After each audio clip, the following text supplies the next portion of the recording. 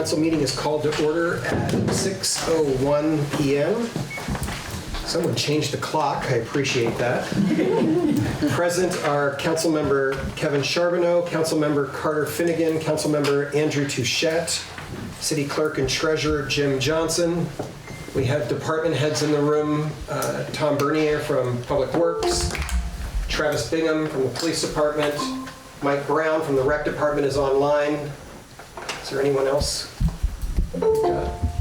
I'm expecting Frank Cheney from Planning and Zoning. So our first item on the agenda is additions and deletions to the agenda. I have two changes that I'm going to propose or ask for, and then we'll see if council members have any further. The first is at the request of Mike Brown and Travis Bingham. We're going to remove item 5, the proposal from the Rec Department for a food shelf, because they need some more time to think about how best to go about this. So we're going to pull that one for tonight, bring it back to the future. And the second one is just an oversight on my part. As I was preparing the agenda, I meant to add an item for council assignments. So let's replace and make that our new number 5.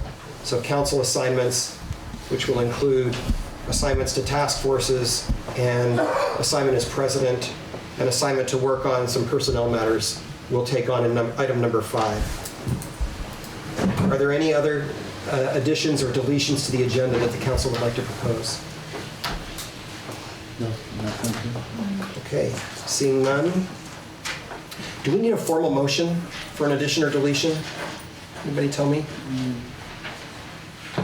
Certainly won't hurt anything. Okay, let's, I would entertain a motion to remove item 5, proposal from Rec Department for food shelf, and replace it with council assignments and number 5. I'll make that motion. Thank you. Is there a second? I'll second. I have a motion and a second. Any comment from the audience or from the community members? Hearing none, any further comments from the council? All in favor, please say aye. Aye. Any opposed? Motion carries. Thank you, Mr. Clerk, for that wonderful piece of advice. There you go. That might be my part. I appreciate that.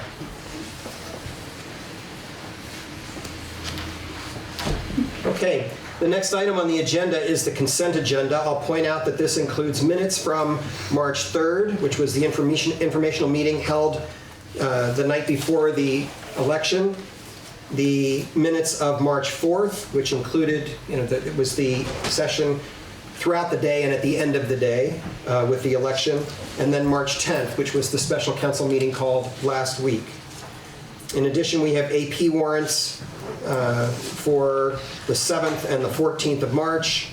We have one PR warrant that's on our list to review, and we have one liquor license request from Northeast Pizza Enterprises Incorporated, which is Hoagie's.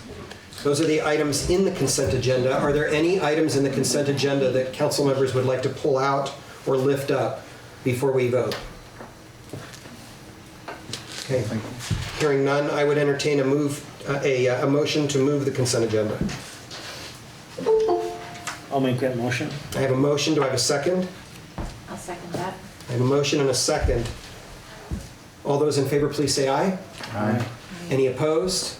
Motion carries. Thank you. Okay. One of the larger items on our agenda this evening is that we've asked the department heads to be here tonight to take a few minutes, each of them, to describe the work that, the general area that they oversee. We have, has Frank come in yet? Yes. You see him? Yes. Oh, great. Frank is here. Welcome, Mr. Cheney. Glad to have you. So we're going to hear from everyone this evening except the fire department. Mr. Lacrosse has asked for the opportunity to do that at a future date. So we will not be hearing from him this evening. So I'm just going to call on each of the department heads, ask you to come forward. If you would like to sit, you are welcome to. I'll ask you to sit here because you're talking with the council. Please remember that there are folks who are interested in what you have to say, so project as you speak, and we'll give whatever time you need. We'd like to keep each of these department reports to no more than a total of about 10 minutes. So if you can assume that you're trying to cover 5 to 7 minutes or so, and then we'll put out an opportunity for the council to ask questions And as a courtesy, we'll see if there are any questions from the community, and then we'll excuse you without action. I do not expect any action during these. Okay? Anybody want to go first? Mr. Cheney. Seems only fair. Hello. I'm going to say that. Please do. That's exactly why we have it here. Please. Thank you for it. Hello, everyone. Good evening. So just remember, you're speaking to the whole room. Hi. So it's good to see happy faces, I will say that. And I'm going to go as briefly as I can. I'm sure Travis will time me because I've been timed out before. It's good. I'm looking forward to working with this group. I want to say that. Okay. In the past, we've always had hope at the beginning of these transitions. I am especially hopeful from what I've seen so far. If there's anything I can do for any one of you, call me anytime. I'm going to give a very brief overview. I do my regular job, okay, falls in 3 basic areas: planning and zoning, tax assessment, and now grants management, grants administration. Okay. Start with planning and zoning. It's pretty straightforward. I will say people misunderstand this a little bit. I spend most of my time, half my time, in what I would call project development with assistance with the public. Public relations, really. I found that the more time that I put into that piece of it, the less problems I have during the permit or the DRB process, okay? And it's become, actually it's grown and grown and grown. Permitting is the second area, and enforcement, unfortunately, is the last area. I'm not going to get into this other than to say there's some additional pieces that you may not be aware of. I coordinate the Planning Commission, the Developmental Review Board. I administer the ordinance for building safety in the city, along with the 911 coordination presently, although that may be moving. Okay. There is a big issue coming up that you are going to have in front of you, hopefully in the next month or a month and a half or 2, and I want to bring that up just briefly. It's the bylaws. We've rewritten those. They were completed way back in November. Can I just interrupt you for a second? So let's just be clear. Bylaws specifically regarding... Developmental, planning and development bylaws, unified draft regulations, the things that govern all zoning and development in the city. Okay? They were completed in November. They've been in legal review for quite some time now. I anticipate them getting back to me by the end of this month. That would put us on a course maybe to have approval in front of you. We have a public hearing. You have 2 public hearings. Okay, so this is a process, and there's an appropriate amount of time in between. Middle of April, end of April, beginning of May. Okay, now I want to give you a heads up because you may have some homework to do. This is a 400-page document. It's almost been totally rewritten. Okay, it's been brought up to this decade. Okay, it's all now consistent with the statutes, and most of the antiquated pieces of the bylaw have been fixed. However, I want to just touch base on the main issue here. Okay, and it's something that I'm hoping that you're going to take the time to think about because some of these questions are difficult. The housing crisis, okay? The majority or the purpose of this was to remove any unreasonable impediments, okay, to the creation of new housing units in the city, all right? Now, when you think about the problem in this area, you have a significant cost associated with building outside of a downtown area that has water and sewage. The cost associated with it is enormous in this particular time. So if we talk about how we're going to increase the housing units in this county, okay, it almost definitely is, if any sizable increase, is going to have to come from the urban centers, okay? We made significant changes to these bylaws to allow a much greater density of urban infill. All right, so dimensional standards, okay, density standards, the ability to build closer to the line, to build more units per acre, and the promotion of going up instead of out, okay, has been incorporated to an extensive extent, actually. Okay, and it's going to require a mindset change a little bit on the part of our citizens in order for this to be accepted. Okay, I will tell you one thing, however. That Just remember you're speaking to the council. Right, I'm sorry. That's hard, Rick. Because, I get it. There are going to be difficult choices to solve a difficult problem. So please take a little time to look at it. And again, I'll answer questions at the end, or I'll talk to anybody at great length at a later time. Tax assessment. We have 2,200 parcels in the city. If you take off the those that are exempt, it's about $330 million. We set a tax value, a taxable value to each parcel every year. Okay, we're actually in the middle of it, the middle of municipal tax season right now. Okay, February through June is when the meat of it is. We'll be filing the grand list sometime the end of June. Okay, as far as an update there goes, we signed, I don't know if everybody's aware, we signed the contract with the municipal New England consultants a month ago, 3 weeks ago. Right, for the citywide appraisal, okay, $234,000, okay, and I think this is something that's greatly needed in the city. We actually got very lucky, and because I think we have a good relationship with these people, in that we're a pretty big catch for them in this county. We're actually starting it next summer, the data conversion. Now it takes a year and a half to complete, okay? But that means for the grand list 2027, ending 4/1/28, okay, you will have new rates in the city. Okay, now everybody goes, oh my God, my taxes are gonna go up. I just want you to understand something, that if the value of everything goes up proportionately, right?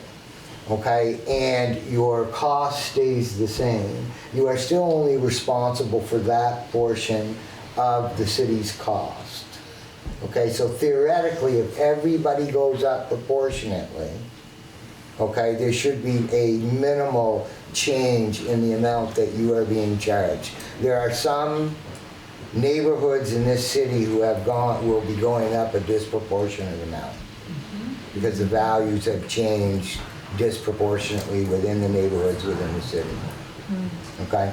And whether or not that will change by the time they get it done, whether or not that'll change by the time we get this done, and it will affect things. At this particular point in time, I would not anticipate, based on the, there's a lot of interest from outside the area in our little community. There really is. And I would not expect that in the foreseeable future, barring some sort of national catastrophe, okay, that we would see real estate values going down before the end of this appraisal.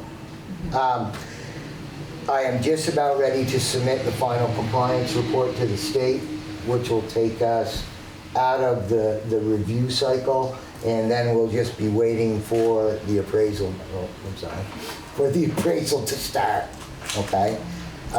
Will we be expected as a council to sign off on that compliance report, or is it something that happens pro forma? The city ultimately, well, I will submit it to you, Rick, and you can decide whether or not you want them to see it. Basically, they have to accept it. Yes. Okay, if you want to review it before I send it in, you can. It's Okay. relatively straightforward. Thank you. Okay. Grant management. What are I? Yeah, do the short version of this, because we're at the end of 10 minutes. The last 2 months, we have done an enormous amount of work to basically get this area organized, okay, and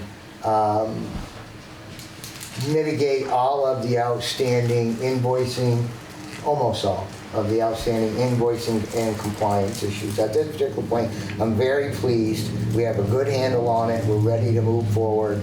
We are now at the step where we are going to be able to maybe act on some of the, for lack of a better term, dormant or stagnant programs that may have been in the pathway for a long time with very little activity. We'll bring you back for more conversation about that. Don't go yet. Hold on. Are there any questions y'all have about that overview, kind of at the 30,000 foot level?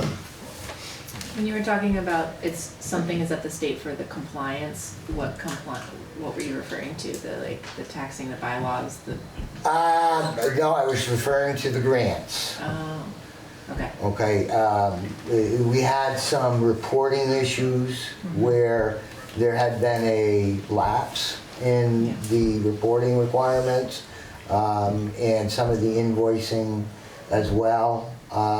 And some of it was somewhat concerning. However, it has all been mitigated without any negative effect for the city at this particular point. Yes. Sorry, I was referring to the compliance that you were considering bringing to the council. Before grant. So, the state has a specific protocol. This reappraisal is a mandated reappraisal. Okay. It's an order. So they have certain parameters that they want us to follow when we're designing our program to get the city reappraised. Okay, so, and there's a report that has to be filled out that lays out, the majority of it honestly is the contract itself, which we worked on very hard in order to protect, because remember, I take an oath to the state of Vermont to keep it fair and equitable, not necessarily to the councils or to the citizens of Newport, because as you know, the education tax base is a state tax base. So what Newport pays directly affects what other people in the state pay. Right? So they have something to say about, a lot to say about how we reappraise the city of Newport. I think we're fine. The preliminary compliance report was submitted back in September and they accepted that. And the district advisor knew who we were looking at going with then. Okay, thank you. Any other questions? You answered the question I had. Okay. Okay, let's just see. If there are questions for clarification from members in the community, you're welcome to ask them. We're not going to get into kind of the weeds tonight, but anything from the community? Thank you, Frank. Appreciate it. You're welcome. Chief Bingham, you want to go next?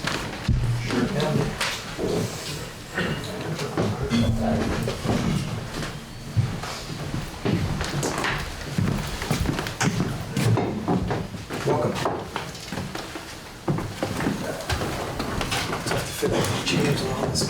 Yes. Okay, let me just pull this up. All right, cool. I'm gonna give you like the 90,000 foot view. I could go on for a while, but I'll just try to make it simple and easy to understand, hopefully. So obviously, right, police department responsible for public safety and how I can best serve everybody in the community effectively and efficiently, right? So that's the number one priority. I'm going to start with our structure of the department and what that looks like, just so you guys have an understanding. The rank structure is there's a chief, 2 sergeants, they work day and night, they alternate, and then patrol officers. When I am not around, Sergeant Rivers is usually in charge in my absence unless we're both gone. I try to coordinate that so it doesn't happen. And I usually will give you guys a heads up if I'm going to be out of town for an extended period and say, Sergeant Rivers is in charge, here's his contact info. They run 12-hour shifts, the patrol officers, 5A to 5P and 5P to 5A. The sergeants work 4 10-hour shifts, so they're doing 7 to 5 and 5 to 3.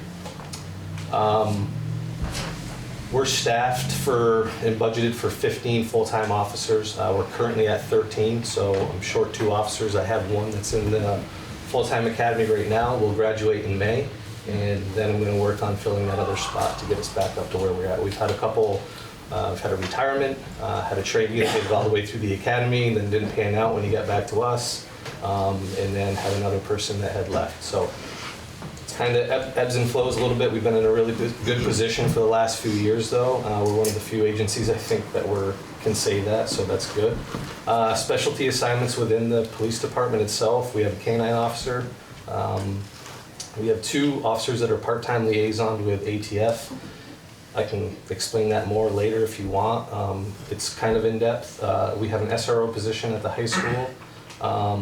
We have a detective in-house that is basically like split time. He does in-house work for us with like any criminal investigations that require that kind of investigative work. And then he does 20 hours with the SIU, the Special Investigations Unit. So any kind of specialized crimes, usually crimes against children and vulnerable adults and stuff like that. We have 5 members to our SRT team, basically our tactical team that allows us to be able to respond to critical incidents within the city in a very timely fashion rather than depending on resources outside of Newport where we don't have. This is a fairly new thing within the last few years. We just utilized them last week on a search warrant that we did within the city. Very effective, a very good crew, and it's been good. Dispatch. We have 2 dispatch pods downstairs, and I invite anybody new on the council to come down and stop by. I can give you a quick tour of the PD so you know the layout and what it looks like. But we have 2 dispatching pods in there. We can dispatch for every agency in Orleans County. We currently dispatch for all of them, except for one agency that is still going through state police. So we have 20 departments that are on with us right now. That's police, fire, and EMS. We have infrastructure on J Peak, and we have infrastructure on the reservoir here, right in Newport. Depending on which side of the county that you're on is how it's split up there. And we use Radio North for all of our services. Sorry, for Radio North. There's basically 2 in the state. Burlington Communications or Radio North, and we utilize Radio North. They're good. They're awesome. Dispatch staffing, so we have 5 full-time dispatchers. We have 1 dispatch supervisor that was a fairly new position within the last 2 years. It's been great. And then we have 4 full-time dispatchers. They work 12-hour shifts as well. They do 6A to 6P. And the supervisor works Monday through Friday, 11A to 7P. And then as needed, he fills in gaps as well. We do have 4 part-time dispatchers that, they come in on sick leave, vacation, training, stuff like that, and they're hugely beneficial for us to kind of fill the gaps, and it's a little less burdensome on the budget instead of paying overtime all the time.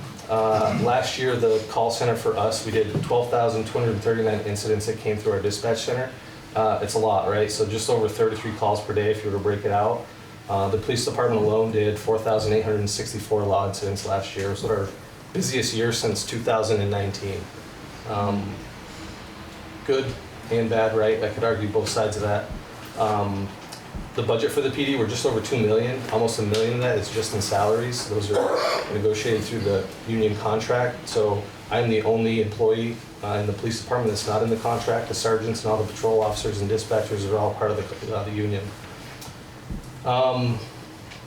Couple big items in the budget, and I know we went over this, so I'm not going to dig too deep in it, but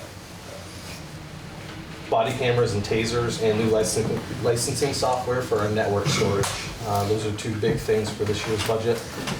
A capital plan, I set money aside for bulletproof vests. These vests are good for 5 years. Every 5 years they have to be replaced, so I set money aside every year for that. Technology upgrades and just dispatch equipment replacement.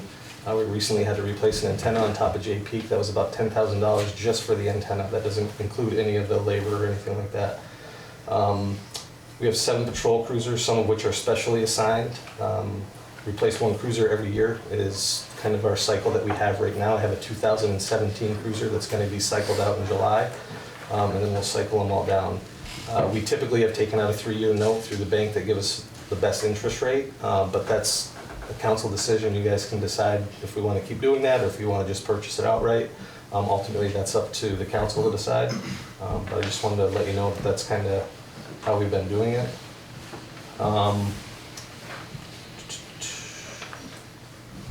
I do want to touch base on this quickly. Operation Stone Garden. It is a grant program that's federally funded that we've been participating in since my existence here at the police department. The mission of this is to gather intelligence and patrol and deter criminal activity along the Canadian-U.S. border. As you know, this area of the border, they call it the Swanton sector, is very porous. It's hard to get to. It's rural, which leads to easier opportunities for people that are trying to commit crimes along the border. through Stone Garden, we have a 21-foot Boston Whaler that stays out here on Lake Magog. That's all funded through Stone Garden. We have 2 ATVs with a trailer that were purchased through Stone Garden funds. We have 2 snowmobiles with a trailer that were purchased through Stone Garden funds, and we have a Ford F-250 that was purchased through Stone Garden funds, so we could deploy those assets. And when I say the border is porous, that's typically what we're doing, ATVs to get out to those remote areas just to gather some intel. We also participate in shark details. And the other side of the Stone Garden is that's why you will see cruisers occasionally outside of Newport. That and for a few other reasons that I'll touch on quickly. But Sharp Details is a governor highway safety program through the state that is for speed enforcement and drug and drinking enforcement. And we have money set aside for that, and that's all paid through the state. Quickly, mutual aid and backup for other departments, because this is going to come up. Someone's going to come up to you at some point and say, why was there a Newport car outside of Newport? You know, we pay for them, they're supposed to be here kind of deal. We don't have any mutual aid agreement with any of our agencies in the city, right? Or outside of our, like the Sheriff's Department or VSP. If somebody calls for backup, we are responding. I don't care where it is, okay? I don't care if it's in Greensboro, I don't care if it's in Jay Peak. If somebody calls for backup on the radio, we respond. We always try to leave one person in the city so the city's never uncovered. That's kind of the rule of thumb. And it works the same for us. If we call for backup, those agencies respond and they back us up. Yes, we're the only 24/7 agency in the city or in the county. So, you know, when state police goes home at 2 o'clock in the morning and there's nobody on from 2 till 8 and there's an alarm up at wherever, in Derby, no, we're not responding to those alarms for them, okay? I just want to make sure you guys know that. We will back them up and assist them if they need it, but we're not taking calls for them outside of the city. Events and stuff for upcoming, like just goals and kind of stuff like that. Like the big thing for us obviously is we're going to continue against the out-of-state drug suppliers coming into our community with the assistance of the Drug Task Force and federal agencies, mainly ATF. Continue to do foot patrols, cruiser patrols. I encourage all of my officers to visit local businesses, have positive interactions with people. Things like coffee with a cop, the skate with a cop, the barbecue with the badge. And the newly opened Hive Center, which is over on Seymour Lane. They're open Wednesday and Thursday from 2P to 6P. I want my officers out there interacting with people in our community, the youth in our community, and just having good conversations. Keep educating and training new recruits from the academy. So I have staff, both police and dispatchers, that spend 3 officers spend about a week down there during the academy class, and they're considered like a mentor TA for the new recruits, and they are down there as a training assistant helping out, which I absolutely love. If you travel around the state, Newport Police Department is well known and has a very good reputation as far as the police department goes, and I like to keep it that way. Continue to coordinate with any event that happens in the city. It's all department heads. It's Tom, it's Mike, it's Frank for some of the stuff that he does with zoning. All that stuff comes together, so just kind of continue to make sure the events are safe. It's busy in the summertime with Wednesdays on the waterfronts, the parades, the July 4th events, like just all that stuff takes a lot of coordination. And then I just do not want to lose sight of potential for a new space for the police department. And I'm going to keep reminding everybody about that. I think if you do have a chance at some point, come see me and I will walk you around the building here during the day and just to kind of show you what I'm talking about. And I just don't want to lose sight of that. And I know the council has voted on one step closer to kind of maybe getting that property, but that's one of my goals. So that's all I got right now. I know I could go on and on and on, but I'll leave it at that. And if you guys have questions, you can always reach me, email, cell phone, whatever, it doesn't matter, anytime. Thank you, Chief. Yeah. Questions from the council? You said you have 2 vacant full-time positions, but you have 1 gentleman in training. Correct. Do you have any recruits you think coming on for the other position? I have some applications, not a ton. It's difficult. It's been challenging. Recruiting and hiring has been a difficult task over the last 7 years, I would say. Before that, it was even hard to get into law enforcement when I first started. It was actually hard to even get a look. And now it's like we can't get enough people to come in and apply. So I do have a few applications, but you never know. And you're able to maintain status quo, being down, with overtime and so on. Yes. Yeah. Yep. Any other questions? You mentioned the stone garden operation, and Yeah. I heard federal funding, and automatically I went, whoop. But it sounds like you have secured that equipment that you use. Yeah. Is that program ever supplementing hours, or No. no? It's just So something- those hours are all done as overtime sign up on days off. So officers sign up to do those outside their normal working schedule. Yeah. I just want to share appreciation for, you spoke to your reputation. I know that holds true, especially you're involved with the Rainbow Coalition here. Yeah. So, and your involvement in the parades is so essential, but also how proactive and considerate you are of the needs of everybody in this Yeah. community.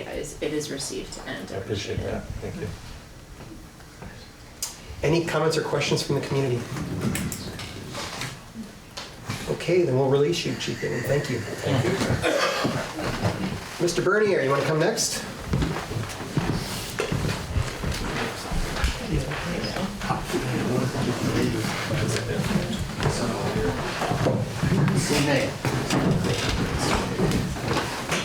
I left some papers on your desk in front of you. Just in the future, you have a few minutes, just take a look at it, read through it. It best describes what the Public Works Department does. The first couple paragraphs, I take it right out of my annual report. It really describes everything this department does, and on a yearly basis. I won't keep it long-winded. Basically, the Public Works Department deals with anything outside this building too. Streets, sidewalks, stormwater. The Public Works guys at the Public Works facility, there's 10 of them and one non-union foreman. Any repairs, emergencies, capital programs, or street jobs, those guys are the ones in the field taking care of that. I have 4 employees at the water and wastewater, 3 union members, 1 non-union chief operator. They're dealing with the wastewater plant, the water facility, the arsenic treatment plant. Will be 2 water towers at the end of this season, or in the middle of the summer. All the sewer pump stations that go along with that. Any of the repairs to those facilities. The infrastructure in the ground, the water pipes, which if you read through here, we have over 30 miles of water and sewer lines in the city of Newport. There's over 500 manholes and catch basins for stormwater out there. So there's a lot to maintain out in our streets. And I apologize, but we're not the only community that our streets are looking pretty horrid right at the moment. But that's kind of the norm of a winter like this, where you get some really warm weather during the day, get the water running. The water's not off the road and it freezes at night, and it's popping a lot of that older pavement that's out there. Soon as the asphalt plant opens up, we'll get out there and try to make things a little bit better for everybody. With this list of stuff that I put in here, just basically letting you see what everything that the Public Works Department oversees. I have in there the capital program, all the monies that are spent on paving, construction, bridge repair,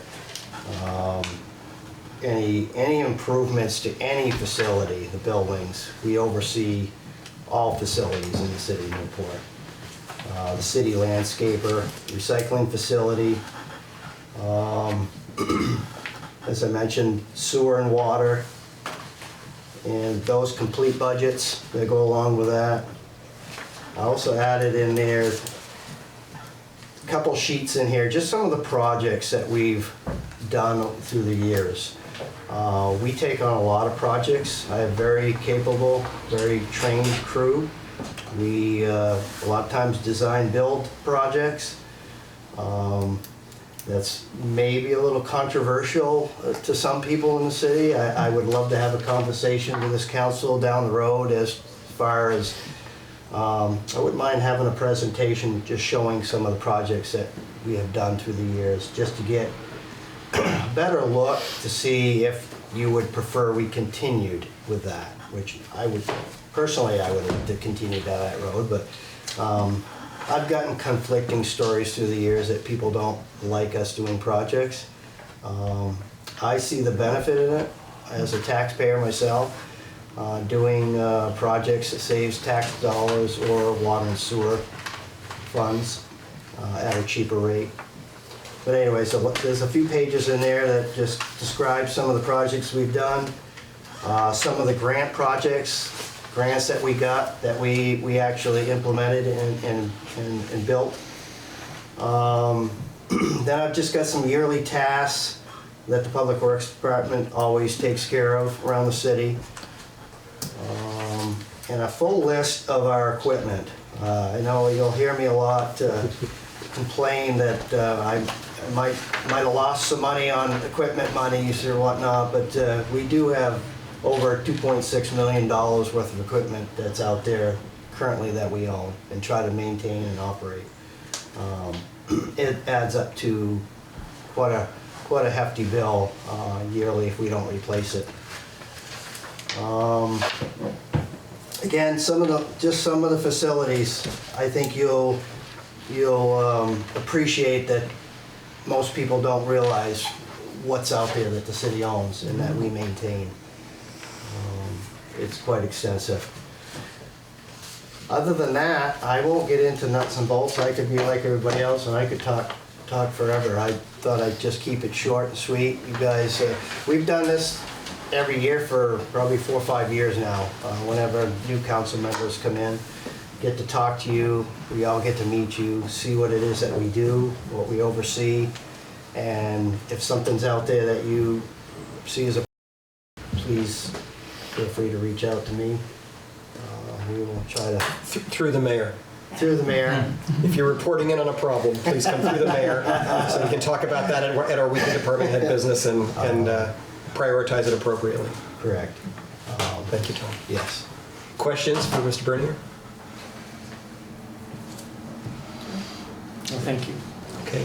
Thank you. Anybody from the community? Any questions or comments? Go ahead, Patrick. Please come to the mic first, Patrick. Oh.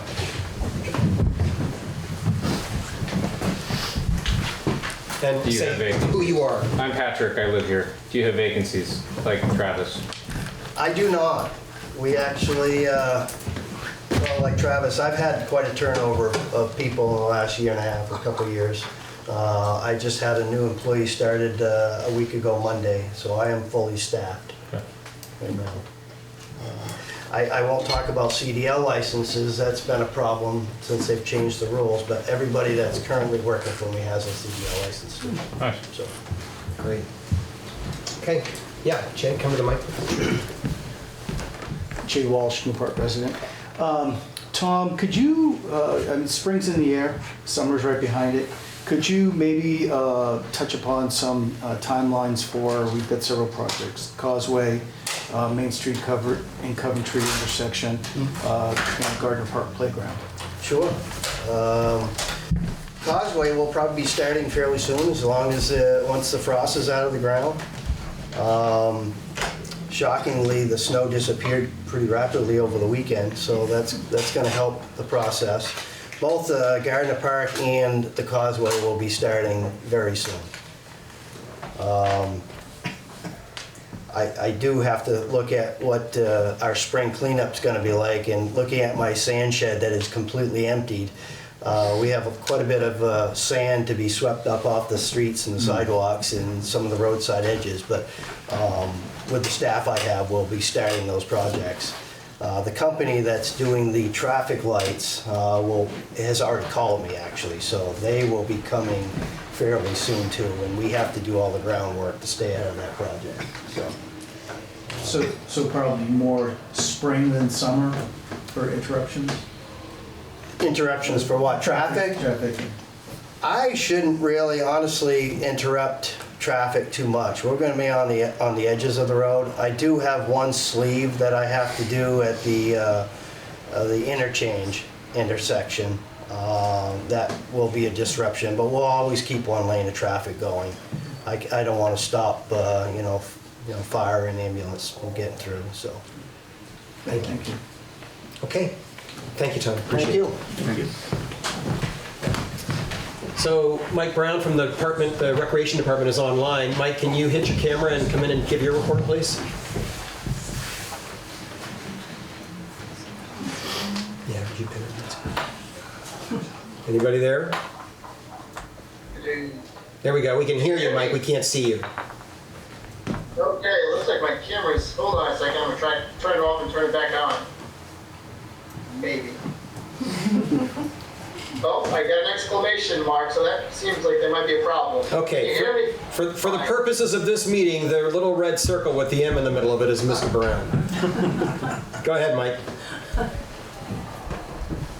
That's me. All right, thank you. I'll try to keep it brief. We did do a lot. But we're the department that does the fun stuff. So a few years ago, I worked on a program assessment. And I wanted to look at all the programs and events that we offer, such as Fall Fest, Pumpkin Palooza, etc. I wanted to get a better understanding of when and for whom we offer these programs for. So I divided those programs by age demographic. And we offer programs in the city for toddlers all the way up to senior citizens. I also took those programs and I sorted them by time of year to see where we have too much or when we don't have enough. So some events I ended up spacing out so that way we've got something to do year round. I also tried to assess programs and add in new programs to offer. This year we're working with Newport Country Club to offer basic golf skills to our day campers at Prouty Beach. And finally, the largest portion that we do is the operational management of facilities in large programs. The Recreation Department and Public Works, we work very well together in managing the properties. We do the program business side, they do the maintenance side, and it works very well. So at Prouty Beach Campground, it's a 24-week season. I'm just going to give you a brief overview of everything that we do at the facilities. So Prouty Beach, it's a 24-week season. We have 71 full hookup RV sites, 13 tent sites. We have 12 seasonal staff. This past year, a couple weeks ago, in order to broaden our customer base for this coming summer, we tried to provide a little insulation from our decreased Canadian business. And we did a social media marketing campaign from Florida to New York on the Route 95 corridor.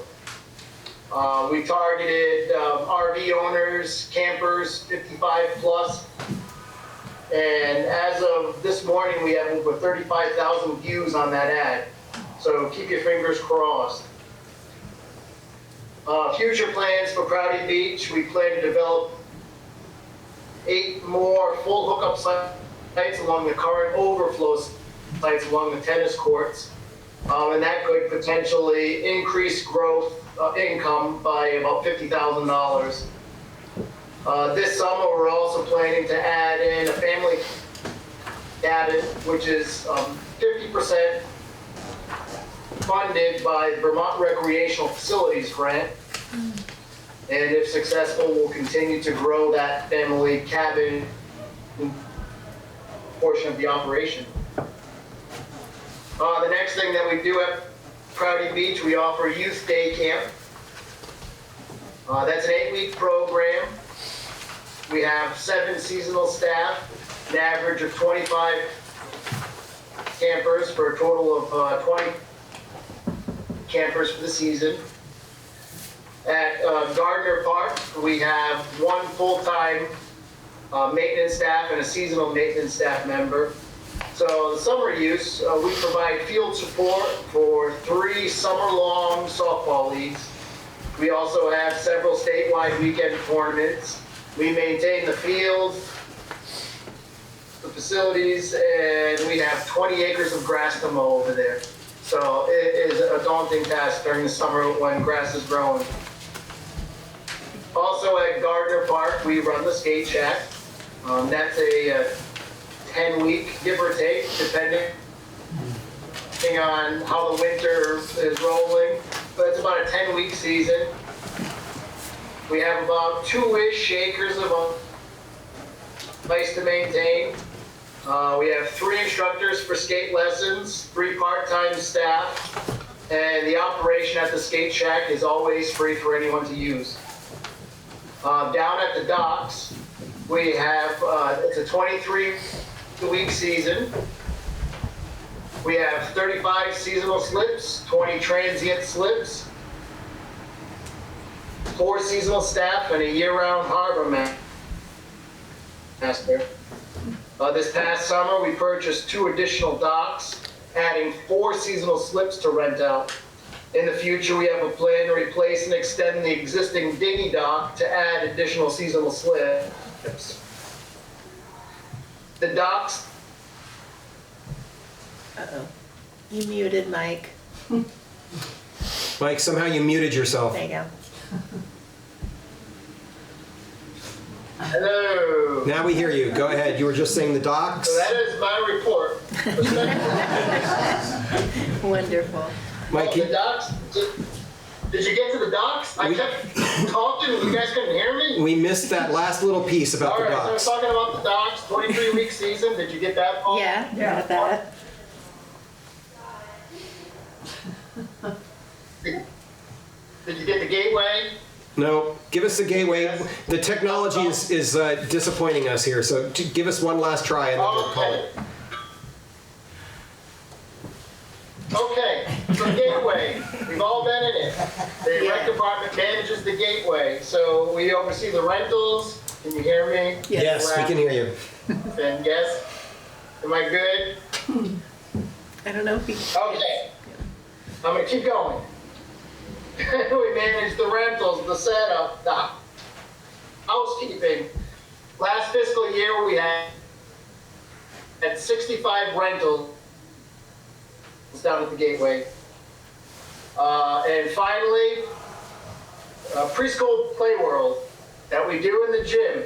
We offer that during the school year for preschool age children, 3 days a week. We have 1 part-time staff, and the program is designed for youth to have fun and to interact with other youth their same age. It's also a good avenue for parents to network and communicate. So that is what we do. Did we get that? I think we got it all. Yeah. Anything else you want to add, Mike? Hello. There's clearly a delay going our direction, your direction. Are there any questions from any council members for Mr. Brown? No, thank you. Nope. Anybody in the community want to brave the I think technology? that's it. Okay, we're going to call it. Thank you, Mr. Brown. Appreciate your time tonight. Let's see. Mr. Johnson, would you like to say a few words about the clerk and treasurer's department? We'd like to know what we do downstairs besides collect taxes. I'll start with it. I've been around for a long time. I spent 8 years on the school board and 7 years on the city council before I came here, and I've been here for almost 28 years. We're an independent office downstairs. That's set by statute, by design. I have 2 assistants whom I appoint as assistants. So, get right to what we do down there. We bill and collect taxes once a year. All right, we calculate the tax rates, other than the education rates, which is calculated by the state. They tell us what to bill. We bill and collect water and sewer bills 4 times a year. We do accounts payable daily, every day. The bills come down, we do that every day. We do accounts receivable. We do the payroll bi-weekly. We are in charge of vital records, birth and death records. We do hundreds of those a year. You count them. We are in charge of the land records. We work with attorneys, come in and do title searches on that aspect. We handle somewhat the insurance, health insurance for the employees. We administer the elections, call people to get to work on the elections, that type of thing. We record any documents that come in that people want documented. We administer the East Main Street Cemetery Fund. There's 3 commissioners. They run the cemetery, but we pay the bills, and we administer that. We also administer the Niles Fund, which is a fund set up for people 60 years of age or older who need financial help in our residents of the city. So we manage that. We take care of tobacco and liquor licenses for all the restaurants in town. We register all the dogs in town. We take care of and apply for loans, any loans that the city authorizes for whatever they may be. And we manage 22 other sinking funds that have been authorized by the council. And we work together with all departments. Whatever they need, we generally have the information, so that's where they come by. So that's what we do downstairs. Stacy's been with me for 19 years. Robin is 3 or 4. I think it's 3, but it might be 4. She's fairly new, but Rose and me were with me down there for 20 years before Robin came. So we've had a good team all this time. And the other thing we do annually is we work with the auditors, supply information for the audits every year. So we're not sitting around now. We're not the place people come just to pay a bill.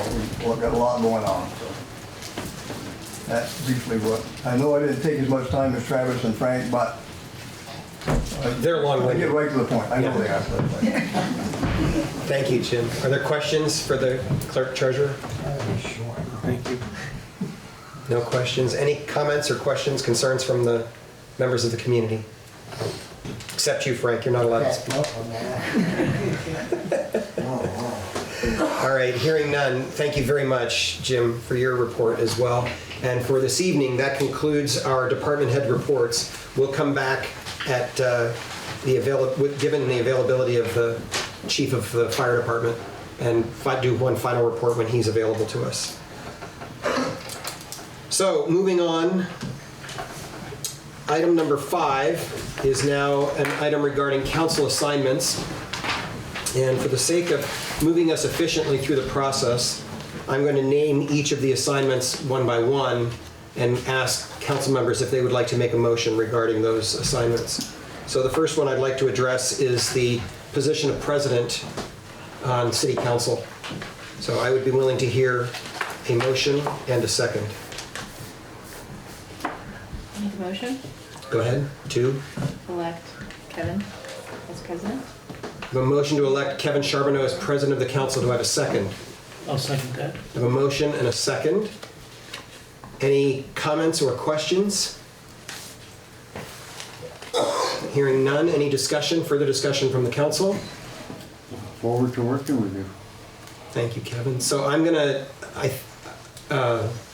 thinking that probably what we ought to do here, Kevin, is you would recuse yourself and I would vote in order to make sure that we've got a majority vote. Does that sound right? So all those in favor of the motion to elect, to appoint Kevin Charbonneau as the President of the Newport City Council, please say aye. Aye. Aye. Any opposed? Hearing none, motion passes. Thank you very much. Second one is there are 2 special task forces. I'm going to ask for a motion on the task force for financial reporting and fiscal practices. And what we're looking for here is simply a motion that that assigns a council member to be the chair of that group and to moderate those meetings, or to delegate someone to do that if they would prefer.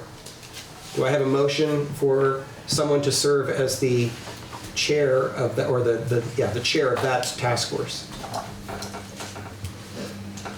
I'll make the motion to nominate Carter Finnegan for that. Thank you. Carter, I think we'll get back to that in a second, actually. I have a motion for Carter Finnegan to serve as chair of the Special Task Force for Financial Reporting. I made up this name, you'd think I could remember it, and Fiscal Practices. Do I have a second? I'll second. I have a motion and a second. Carter, I think I know from conversation with you that you would be willing to serve. Yeah. Okay? Yes. Any comments or questions from the members of the community? Any further comments or questions from the council? Hearing none, all in favor, please say aye. Aye. Aye. Any opposed? Motion passes. We're going to set aside the motion or any action tonight to appoint someone to the Special Task Force for Water and Sewer until we have a full complement here at the table. So the only other appointment tonight would be someone who would be appointed to work with the mayor to address personnel matters at least for the foreseeable future, starting with the position that we're attempting to fill for financial and office administrator. Do I have a motion for someone to serve in that role? I make a motion to have Andrew, if he'd be willing to. Okay, I have a motion for Andrew Touchette to serve as a support to the mayor in that role. Do I have a second? A second. I have a second. A motion and a second. Any comments or questions from members of the community? Hearing any further conversation from the members of the council? And Andrew, again, having had some conversation with you, I assume you'll be willing to serve in that role? Okay. All in favor, please say aye. Aye. Aye. Aye. Any opposed? Hearing none, motion passes. Thank you very much for your willingness to serve. Hang on, because there's gonna be a lot to do. Okay, so now we're gonna move on to the annual appointments worksheet. This was available to folks online. I apologize that I don't have more copies of the worksheet.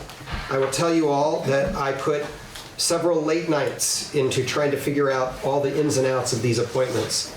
And so what I'm going to do, rather than rehearse every single appointment and have a motion on it, I intend to read down through the worksheet that I've created, which all of the council members have had the opportunity to look at. If you have a concern or a question about one of these things as we go, on the council, I'd invite you to stop me so we can talk about it at that moment. And if there's a member of the community at any point who has a question or concern you would like the council to hear, please, I'll try not to go so fast that you can't ask to be recognized to speak about your thought, idea, concern, whatever it may be, and address the council through the mayor for their edification. So, and then once we finish that, if it feels as if we haven't had, we've got kind of basically got consensus about it, I'll ask for one motion to move all of the recommendations. Okay? All right, so here's my list. People who have been around a lot longer than I have, please, if you think I've missed one, feel free to hold on to it till the end and we'll talk about it, okay? For city manager, there is no action recommended. Superintendent of Streets and Waterworks, recommended that we name Tom Bernier to that position. Chief of Police, Travis Bingham. Board of Fire Wardens would be the chief and the first and second assistants. What do they call them? Assistants. Thank you, Andy. Which in this instance would be Chief Kevin Lacoste, first assistant James Leclerc, second assistant Andrew Carbine. For the Director of Recreation Parks, that would be assigning Mike Brown. For the Recreation Committee, all we're looking at here are reappointments. These are only the folks whose terms are up in 2025. So the recommendation would be to reappoint, is it Jamie Comtois? Am I pronouncing that correctly? Thank you. Kelly Rhodes and Carter Finnegan. Moving along, the chief assessor, the recommendation would be to name Frank Cheney. Collector of taxes, the recommendation here would be to name Frank Cheney until a financial and office administration person is named. I think you're talking about delinquent taxes, aren't you? I think so. Is that right? Yes. Yeah, 'cause That's my office- delinquent taxes. We're That's the correct. collector of current taxes. Yes. My read of the charter is that it is not my role as mayor to serve in that position. So that's why Frank has agreed to serve until we can name the person who will be filling that role as financial and office administrator. Any questions about that? Hearing none. For city attorney, we would continue to work with two firms who've been approved in the past. I've spoken with both, and they're both willing to continue to serve. One is SP&F, and the other is Sheehy, Furlong, and Bem. For the cemetery commission, I have, I think Paul and Dennis. Is Jean in the room tonight too? Okay, so I think I've got yeses that Paul Manette, Dennis Chanette, and Jean Condon would all be willing to serve, and I'm seeing Dennis nodding his head affirmatively. So the recommendation would be to reappoint those three to the cemetery commission. Okay. For city landscaper, we would name again Robert Goslin as we have in the past. For the planning commission and historic preservation, I think there's one reappointment to be named, and that would be for Dennis Chanette. And Frank, if I could just ask for clarification, because I think there were two people whose terms were ending, is that correct? No, in one, Kevin Mead has resigned for health reasons. Okay, so we're reappointing only Dennis Chanette, and we're accepting Kevin Mead's resignation. Correct. Okay, everybody clear about that? All right, thank you, Frank. For the harbor master, Patrick Flynn would continue to be serving in that role.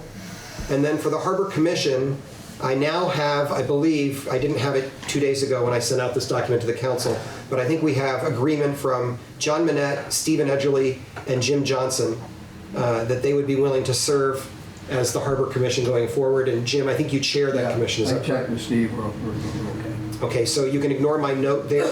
We can go ahead and take action on that tonight. Any comments or questions about that? Okay.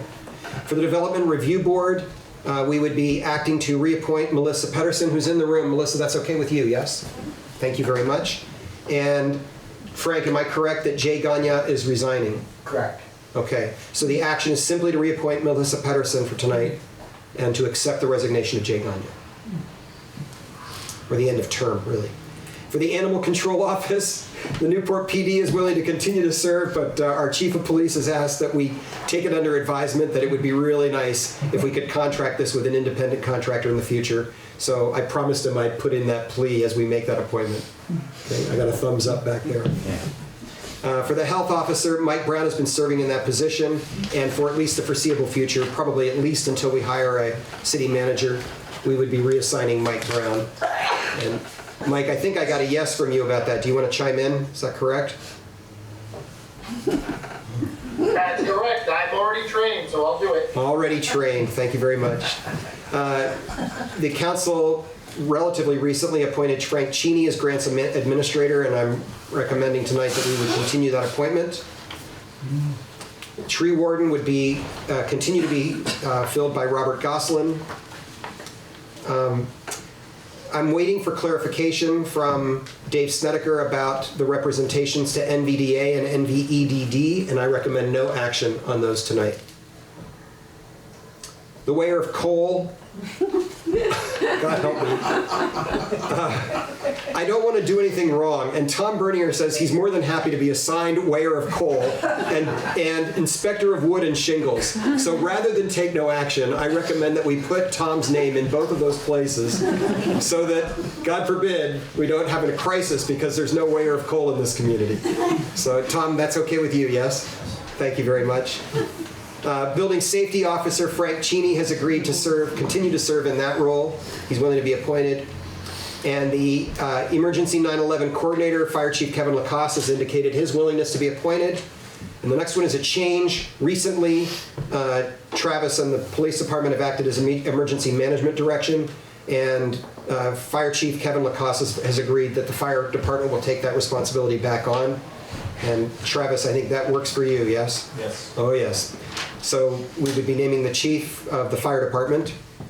We have no action recommended for the constable positions. And the auditor, we would appoint again KBS, Kittle, Brannigan, and Sargent. And then finally, no grand jurors appear to be needing a reappointment. As I read it, all of their terms expire in 2027. I'm happy to be disabused of that, but that's the best I could figure out. That's correct. Okay. Are there any that people think I've missed? Aren't you glad I didn't call you all on Saturday night at midnight when I was working on this? Jennifer, I have a couple just of come to the questions. microphone, please. Go ahead. Jennifer Bailey, Newport, Vermont. I have two questions. Number one, I think the charter only allows the appointment of one city attorney, so we might want to take a look at that. And then the second question is that historically, the city manager was the one tasked with much of the grant management activities and duties. And when we hire a city manager, will those duties revert back to the city manager, or are we going to keep a separate and additional post for grant management? Thank you for both of those questions. I can answer both. You may be right because I'm not fully versed in every aspect of the charter. However, the city has been operating for the last year with two companies, and I'm inclined to simply allow it to continue and to investigate the question, and then the city council can reconsider if that seems appropriate or necessary. So tonight I would recommend we take action to continue the way we've been, basically. And I'll tell you that at the moment, I've had a conversation with the attorneys at, let me just make sure I get the full name right, Sheehy, Furlong and Ben. thank you, Sheehy, Furlong, and Bem, and there is no current action before that firm. And then the second question was whether or not the grants administration would automatically revert to the city manager, and my answer would be we are not taking action on that tonight. We're appointing Frank Cheney to be the grants administrator, and we'll cross that bridge when we get to it. Are there any other, there's good questions. Any other questions? Any questions from the members of the council? Isn't this fun? Okay, hearing no questions, I would entertain a motion to affirm all of the recommendations before you, with the addition of Tom Bernier's name going into the two positions that say no action needed of Weyer of Coal, Inspector of Woods and Shingles. Do I have that motion? I'll make that motion. I have a motion. Do I have a second? I'll second. I have a motion and a second. We've already had conversation with the community residents. Is there any further discussion? Thank you. This is simple and easy because I know the footwork you did. You're welcome. All in favor, please say aye. Aye. Aye. Any opposed? Hearing none, motion passes. Thank you very much. Jim, Okay, I wrote it all down. item 7 is appointments to the special task forces for water and sewer and financial reporting and fiscal practices. And we named that there was a possible executive session this evening. My recommendation is that we review exactly what it is that we're going to be appointing folks to, and then ask the community for any advice they would like to offer the council to consider as we make appointments, and then receive a motion at that point to go into executive session. Okay? So there is a document that was circulated as part of I believe I circulated it as part of the packet. Someone might disabuse me of that. That was called, sorry, hold on. Gotta find the right one. It's in the wrong area. Here we go. Process for appointments. Am I right that that was included in the packet? Okay. So I'm just going to review these items to make sure that we are all crystal clear about what's taking place. All week long, I've been receiving expressions of interest directly from members of the public. I've compiled the notes and provided them to the council privately in advance, but not as much in advance as I had hoped. But I've apologized to the council for that, and we will be considering them at great length in executive session. The council will deliberate this evening on whether to consider those candidates well, I'm recommending an executive session. The council will vote on whether or not that's appropriate. And then if we feel prepared to do so coming out of executive session, the council will make appointments to those 2 task forces. Keeping in mind the following, these task forces were established a week ago to have a 6-month duration unless the council chooses to authorize their continuing work. 2, the special task forces have no authority to act on behalf of the city in any formal capacity. Their only mandate is to study the challenges we are confronting, seek best practices from other communities, and develop recommendations to the council. I would say from other communities and any other place we can seek best practices from. Those recommendations may be made at any time during the 6-month tenure of the task force. So they may come back with a series of recommendations over the next 6 months for the council to deliberate upon. 3, the special task force members serve at the pleasure of the mayor and council.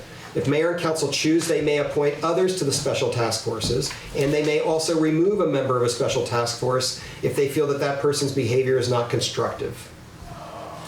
4th, the scope of work for each of the task forces is laid out in the mandates approved by the council on the 10th of March, 2025.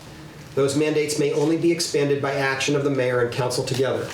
I won't rehearse them again. We talked about them at length last week. And finally, 5th, each of the task forces will be chaired by the assigned council member. We have an assignment for the first one, which is financial reporting and fiscal practices. Carter will be taking that one.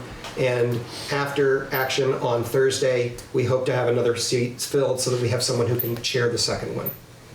Members of the public, the council meetings will be held under the provisions of open meeting laws. Members of the public will be welcome to attend the meetings and will be given appropriate opportunity to offer their thoughts. But I want to hasten to add that there will be limited windows in those meetings for those thoughts to be offered. It is the work of the task force that will take the bulk of those meetings. So we're not inviting kind of open general conversation all the time. And it will be the chairs of those task forces' role to try and monitor that balance appropriately. Are there any questions from members of the council about any of that? Any questions from members of the community? Jennifer? 2 questions. If somebody is out of town and has interest in becoming a member of one of these committees or task forces in the future, would they contact you? Me, yes. They would contact me, and the council would then choose whether or not it's an appropriate time to try and add someone. And second question is that given the fact that comments may be limited at the meetings of the task force, is it possible to email questions or concerns or ideas or whatever to the members of the task force in advance for their consideration? Would that be an acceptable practice? With the council's approval, my answer to that would be that it's appropriate to do so through the chair. Through the chair. Of that task force. So Okay. we prefer not to have you emailing everybody at the same time. Okay, very good. Thank you. Thank you. Ann?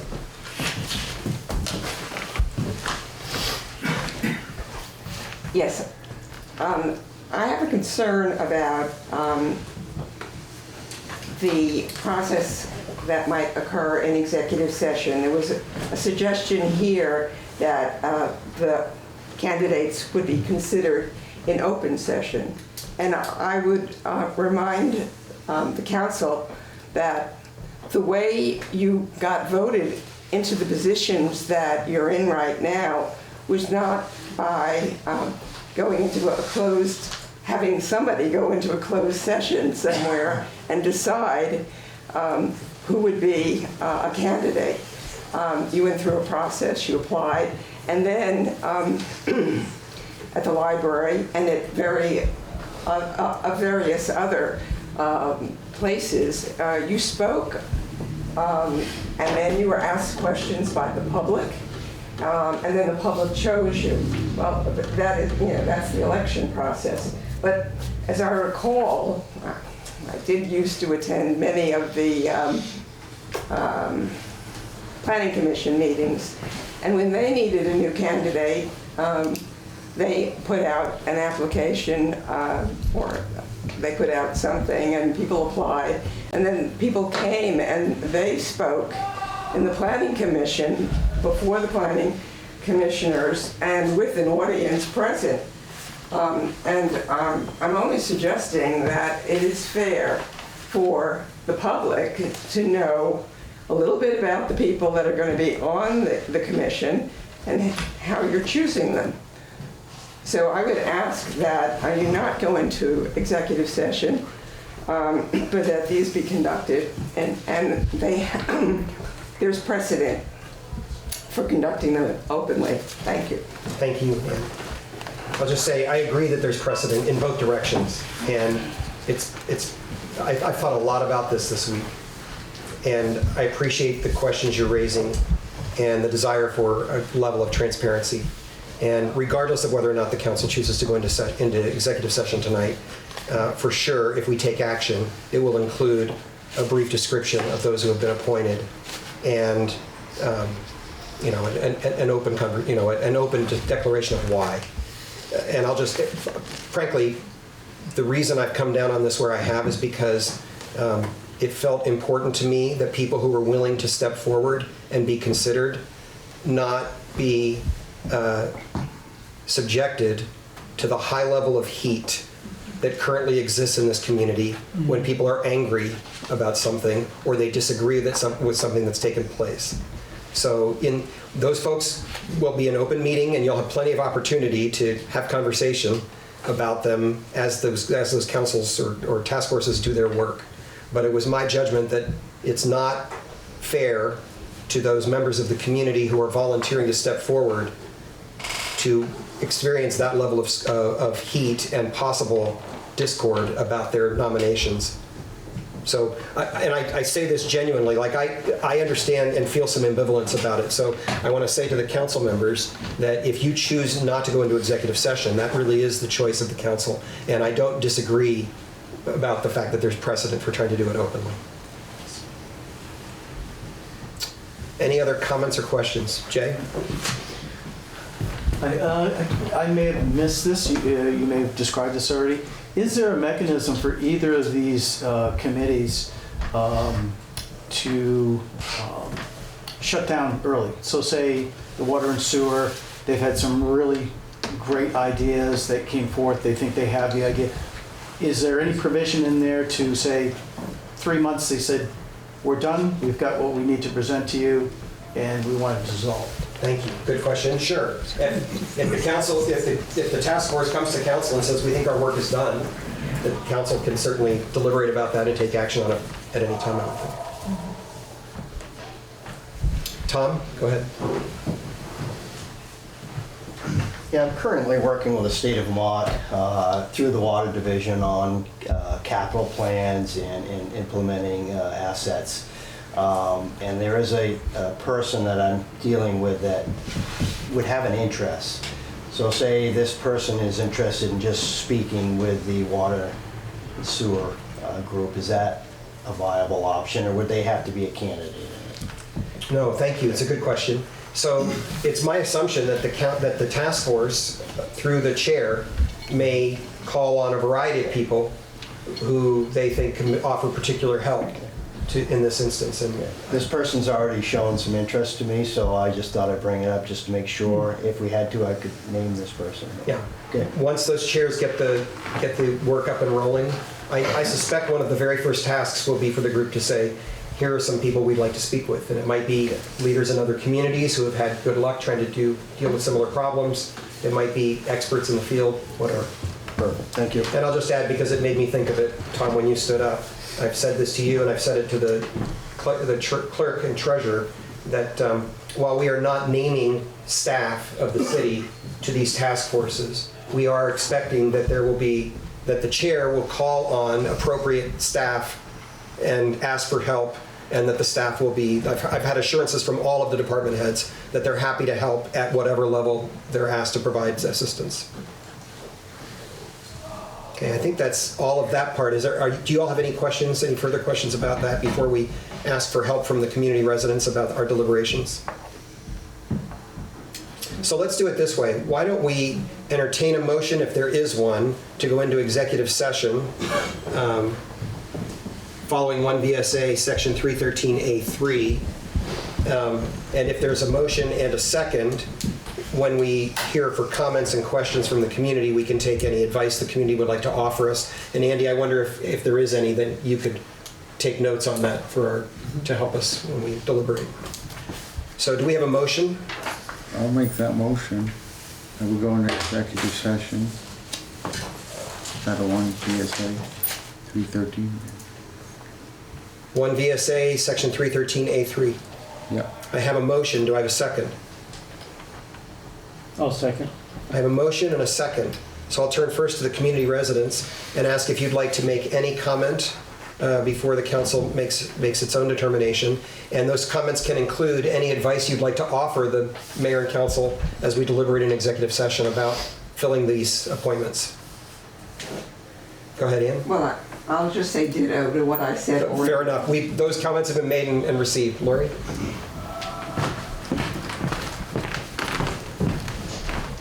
Lori Grimm, resident of Newport.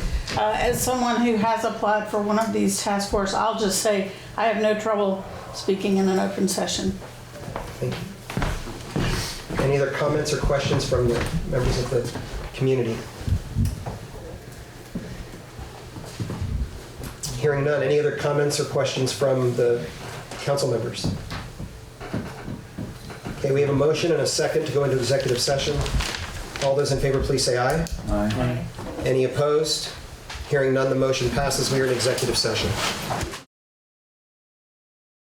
We are out of executive session. No action was taken. Okay. I would like to make the following motion to appoint the following people to the Water and Sewer Task Force. Paul Tice, who has 28 years of extensive water district service, ending it as a assistant general manager at the Champlain Water District. Patrick Hurley, GIS experience, data analyst, very detailed.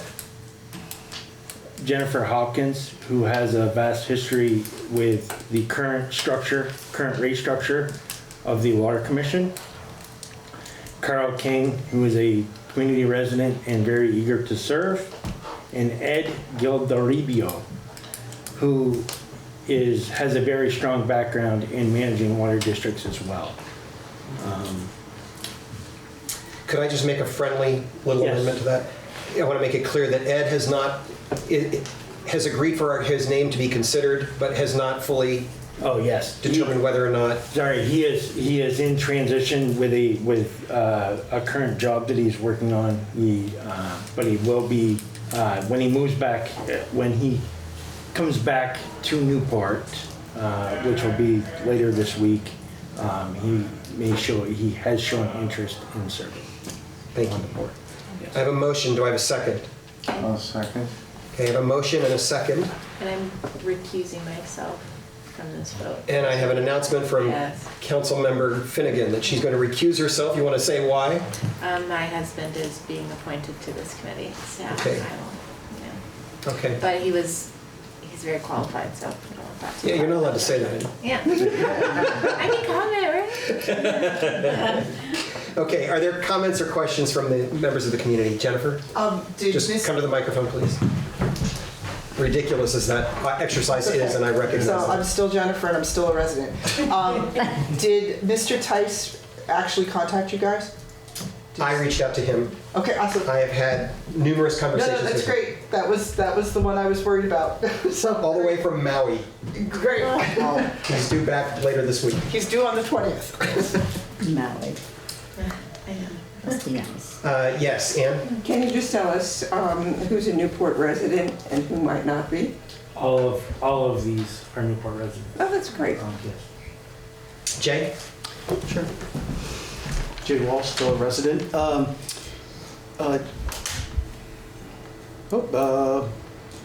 Forgive me, wrong name. Okay. Sorry. Great. Any other comments or questions from members of the community? Any comments or questions from, except for Carter? Anybody want to make any further comments or questions from the council? That's what I thought. All people that showed interest and they were qualified were appointed. Thank you, Carter. Okay, because Council Member Finnegan is recusing herself, I will vote on this one. So all those in favor, please say aye. Aye. Aye. Any opposed? Hearing none, the motion passes. Thank you very much. I'll entertain the next motion. I would like to put forth a motion to appoint members to the Financial Reporting and Fiscal Practices Task Force. Those being Susie Small. She is a very active community resident. Hold on, Carter. Ooh, I want to get all this done. And also, I know I need to speak up from time to time, so it's a good reminder. Okay, Yeah. now you can All start. right.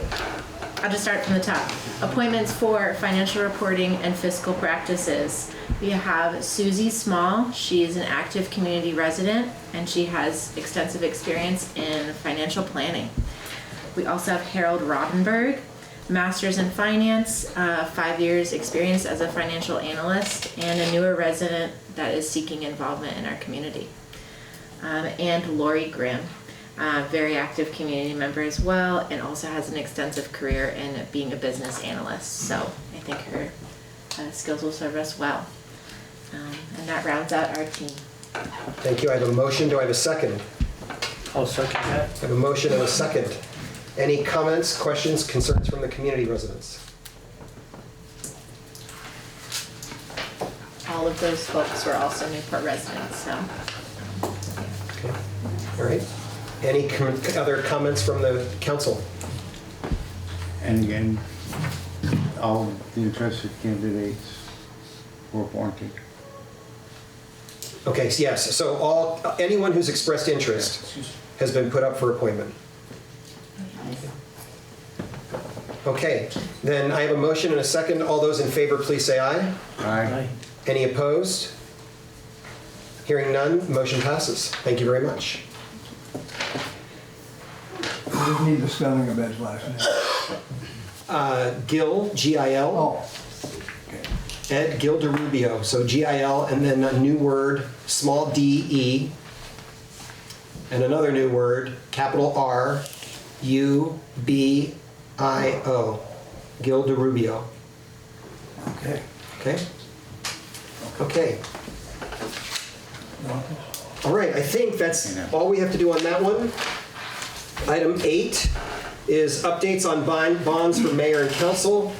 And I will just offer this as a point of information that at this point we have all 3 of our council members are bonded. And my bond from last year was a 2-year bond, so I remain bonded. So I don't think there's anyone on council who is without a bond at this time. Are there any questions or concerns from the community? Hearing none, anything anybody else wants to say about bonding, which I had to learn all about a year ago because I didn't know anything about it. I remember that council meeting and doing a lot of learning myself, so.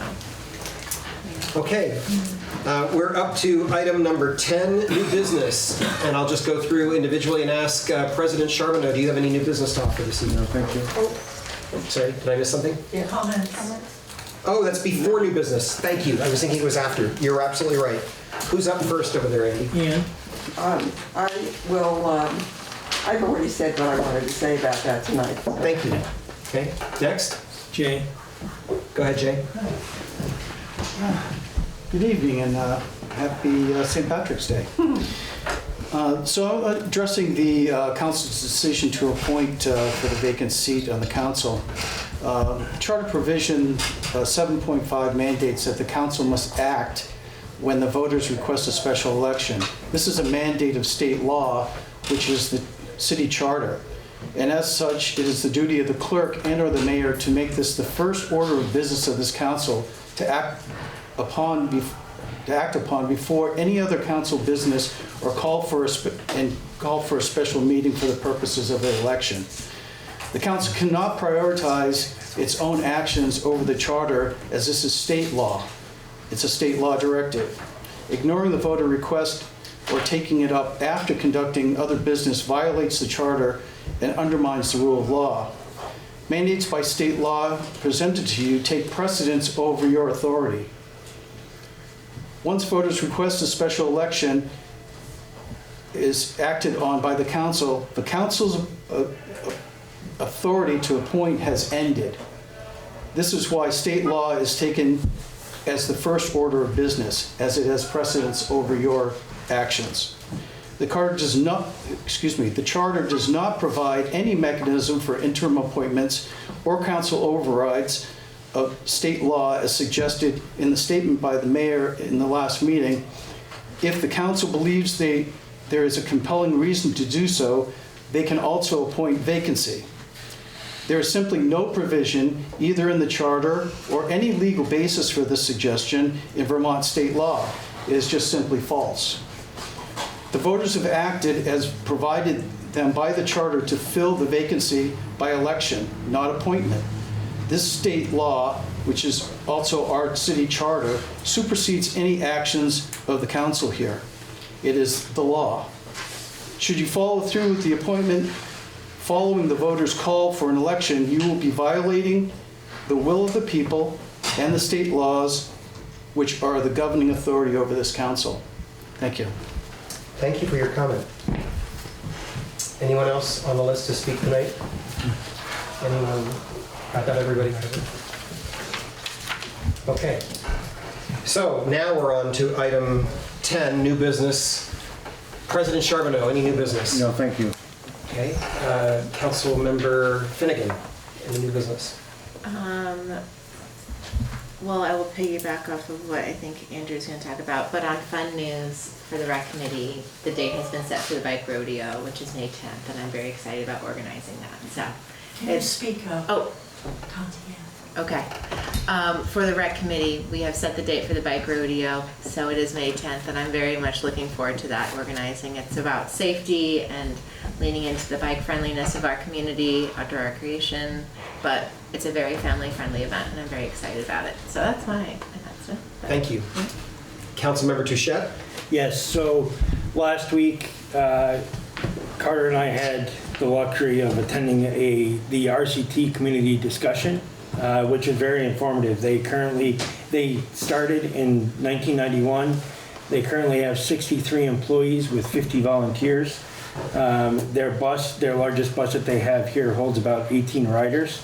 Their van holds 12, and then the RAV4s hold 3. They currently have 2 EVs here in Newport. And some of the services they provide, they do the rides program, which is you can download that on an app on your phone. They do make the suggestion that when you do that to book a ride, you schedule your return ride at the same time, because your return ride someone may not be available right at that time, so that you may have to wait longer than anticipated, or you may want to reschedule your complete ride, your trip in general. And that program replaced the Highlander, which allowed for them to make faster direct routes with less time for people to be riding. And then they also have their demand response, which is more set up for scheduled appointments, for like medical appointments and so on and so forth with that. And since implementing the RCT Rides program, ridership is up around 30%. And that was from February. They were using the data from February. Thank you. And thank you both for going. I really appreciate it. From the clerk and treasurer, is there any new business? Nothing. Okay. And I have nothing to add. Item 11, old business. President Charbonneau? No, thank you. Council Member Touchette? No, thank you. Council Member Finnegan? No, thanks. Jim, anything you have? No. Okay, and I have nothing to add. So our next item of business would be to set the next meeting date. Do I have I think I need a motion on this, is that correct? Mm-hmm. Yes. So do I have a motion to call a special meeting of Newport City Council on March 20th, 2025 at 6 p.m.? Do we need to name the purpose for that? It's not required. Okay, I'll just name it anyway. For the purpose of considering an appointment to City Council. I'll make that motion. I have a motion. Do I have a second? I'll second. Any comment or question beyond what we've already heard? Well, I got a question. I'm a city resident. I got a degree in marketing from UVM, and I'd like to get on a committee or something to put my 2 cents in every once in a while. Thank you. If you would stay after tonight, we can have some conversation about that. Okay. Okay. Okay. Any further comment or question about the motion for a special called meeting on Thursday, the 20th? Hearing none, all in favor, please say aye. Aye. Any opposed? Hearing none, motion passes. And finally, I will accept a motion to adjourn at 8:16 p.m. I'll make that motion. Motion is made. I will second I have a that. second. All those in favor, please say aye. Aye. Any opposed? Hearing none, the motion passes. Thank you for a great evening.